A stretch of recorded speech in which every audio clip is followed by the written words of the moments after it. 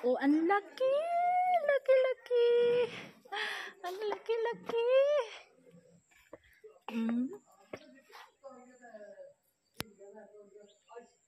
Ang sarap talaga pag may sarili kang ano, no? Ako hindi ko makatanim-tanim kasi mga lupa nila Ilyas naka-freeze sa isang kapatid. Paggalawin mo, kakasuhan ka. 'Di ba? Kaya manahimik. Meron kaming garden, hindi pa kami nag-start. Hoy!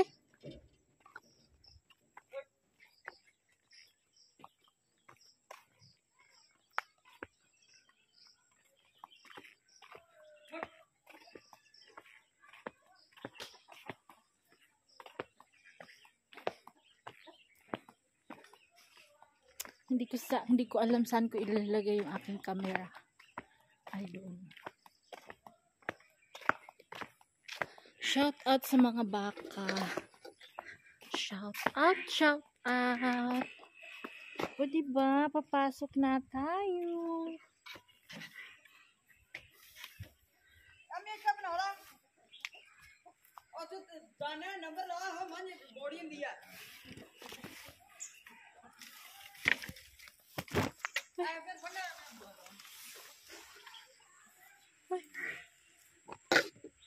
Ito yung mga okra. Oh. Ato nila pagkuha, guys. Sila. Malaking pamilya kasi ang may-ari nito. Kukunin natin yung bata pa. Ay, Makati kasi to. Makati.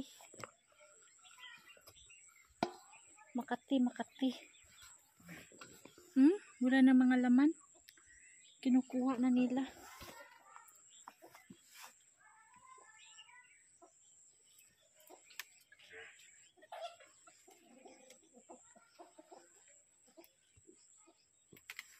Ay. Makati.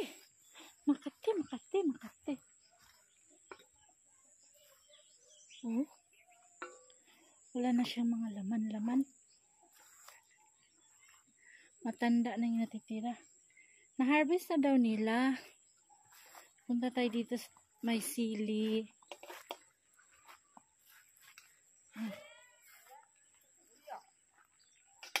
Kuha tayo ng sili konti.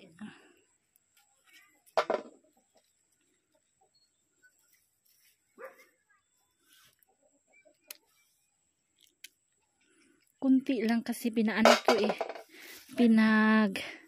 pinapula tapos ginagawang sili powder.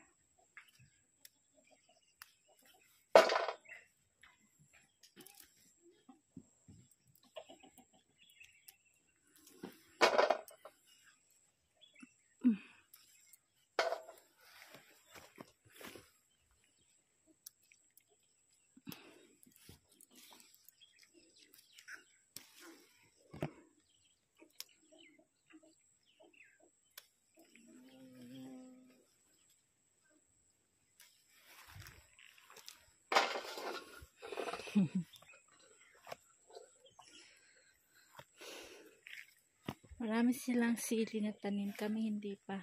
May sili na maliit. Ewan ko yung talong, mayroon ba?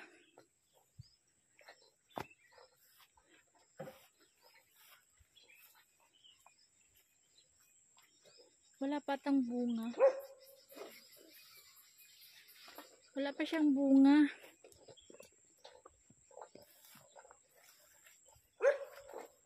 Yung garden namin puro tubig.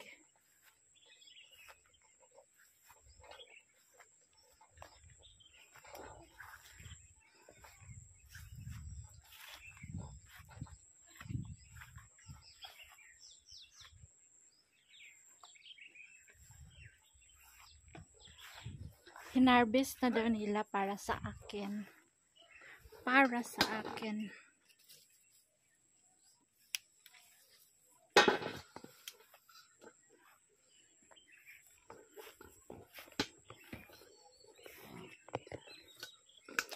Hoy, Shani!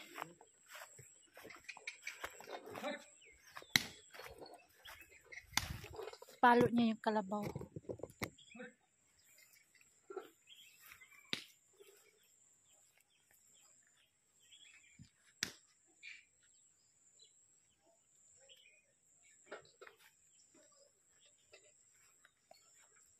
Diyan mo na kayo.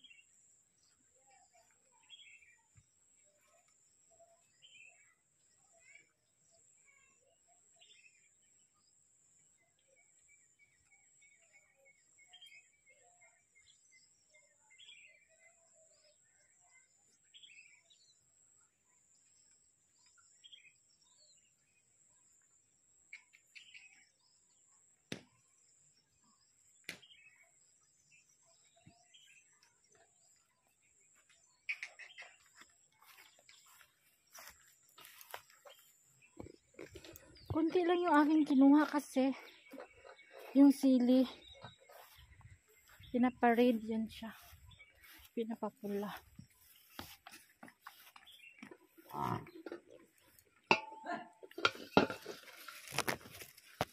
Ay, ang taas ng okra oh.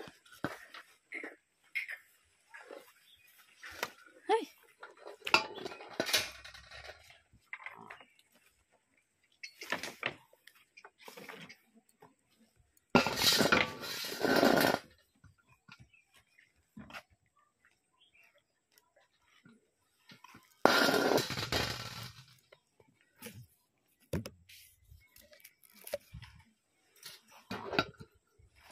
Mayra Nike. Pusay bakri. Ay, ang cute to. Friend ni Mayra yung owner. Cute ng kambing oh. Kuri Mayra? Mara? Kuri.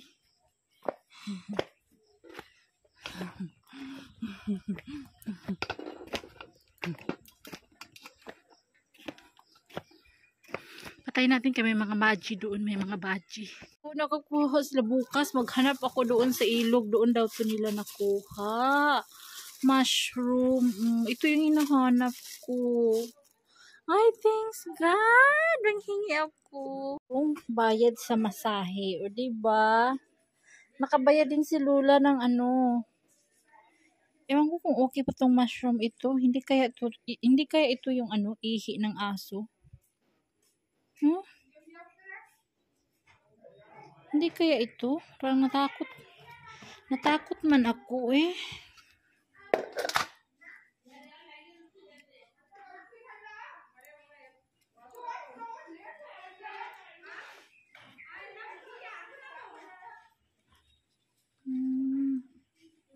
Dito, ang tawag nila dito sa Ordo is dabat.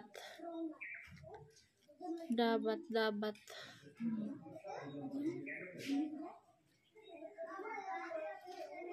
Hindi naman siguro. Kasi diba, marami din ihi ng aso. Ganito ang forma ng ihi ng aso. Well, tutuin natin, hugasan natin. Lason tayo, alam na ihi ng aso niya. Pero siguro, pag malason ka, hindi naman siguro diretsong mamatay. Pag kumain ng ganyan, no? Testingan natin, lutuin, tas kainin. Na guys, kainin na natin. Baka malason tayo, di ba? Inano ko na lang siya. Adobo, kunting toyo at mantika.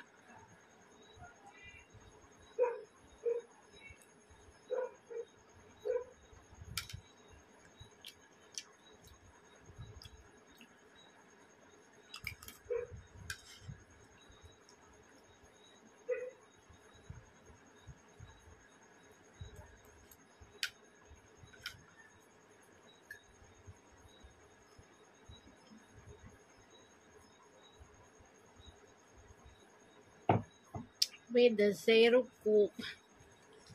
Zero sugar. Pero minsan lang ako nainom yan. Siguro, in 1 month, 2 to 3 times. Tumitikim ako din minsan. Lalo na pag sobrang init, tapos punuin ko ng ice.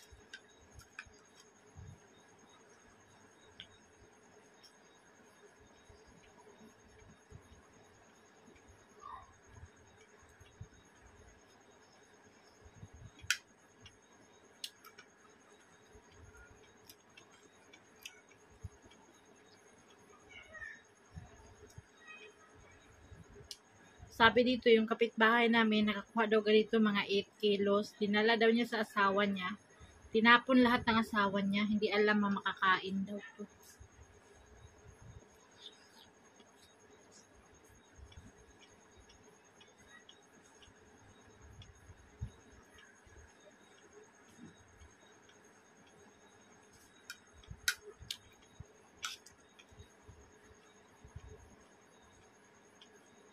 May itim, may puti.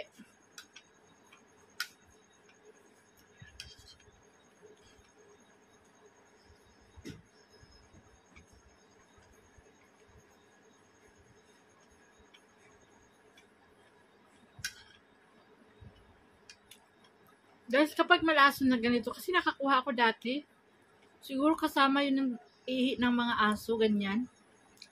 Ang lalambot. Natakot ako nung tinapon ko lahat. Kapag malason ba sa ganito sa mushroom, makakain ng iba, anong mangyayari? Mamatay ba agad? Hindi pwede madala sa ospital?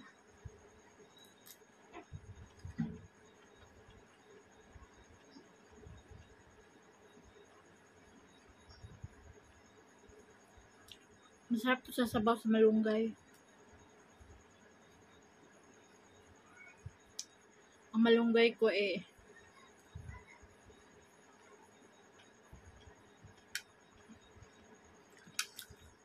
maliit. Iwan ko kung makasurvive yan sa winter. Itago ko yan dito sa loob ng bahay.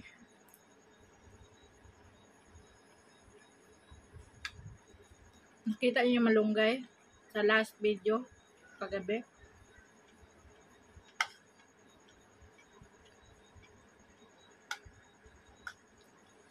Worried talaga ako dun sa tanglad ko. Inisprehan, namatay talaga lahat. 3 puno.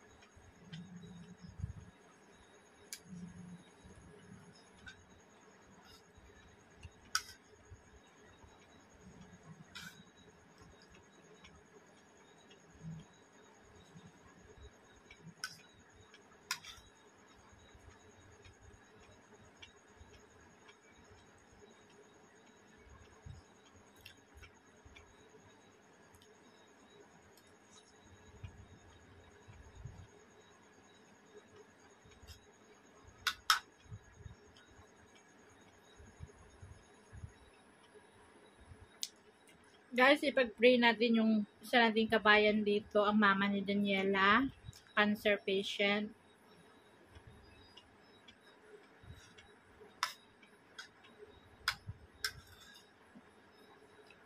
Sino nakakaalam, guys, magtanong nga ako.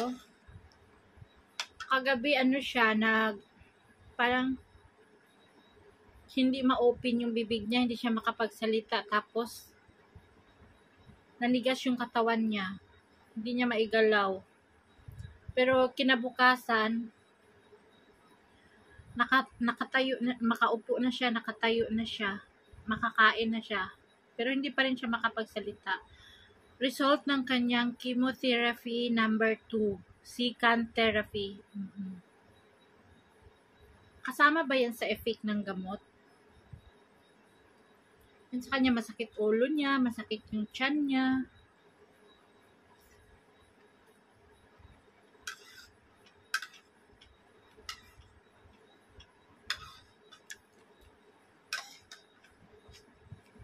Kaya binisita ko siya kaagad. Nag-text kasi si Daniela. Sabi ko, tanungin mo anong gustong kainin.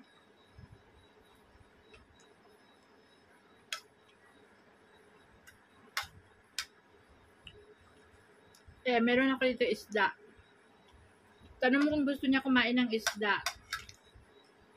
Sabi niya, oo daw, tiyan. Tapos sabi niya, ganun, paano pagluto? Prito or paksiw? Tanong ko, syempre, di ba? Sabi ni mama, ate, gusto daw niya ng paksiw.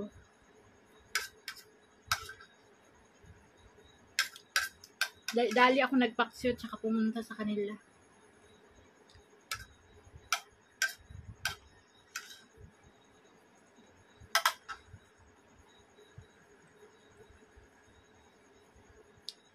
Sabi ko, anong problema? Mag-text ka ha, dito lang ako.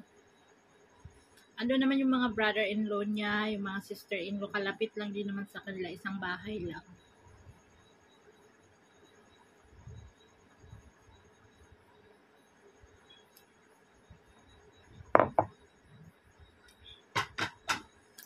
Thanks God, solve ang ating dinner. Nagbabawas ako ng kilo mga sisi. Dating 84 ako ngayon, 83 something, malapit na mag-82. Ang problema sa akin, ito, hindi problema. Ang problema sa akin is yung tiyan lang. Tiyan lang problema sa akin. Ang laki ng tiyan ko. Yung mga paa ko, hindi naman malaki. Maliit yung tiyan ko lang. Tsaka hindi ako nakapaglakad ngayon kasi ang grass, ang lalaki, malaki pa sa akin. Hindi pa na-harvest yung mga grass ng kalabaw. So, thank you guys. This is it. Salamat. Thank you for watching and hopefully subscribe and comment down below. Salamat. Thank you for watching. Subscribe. God bless everybody.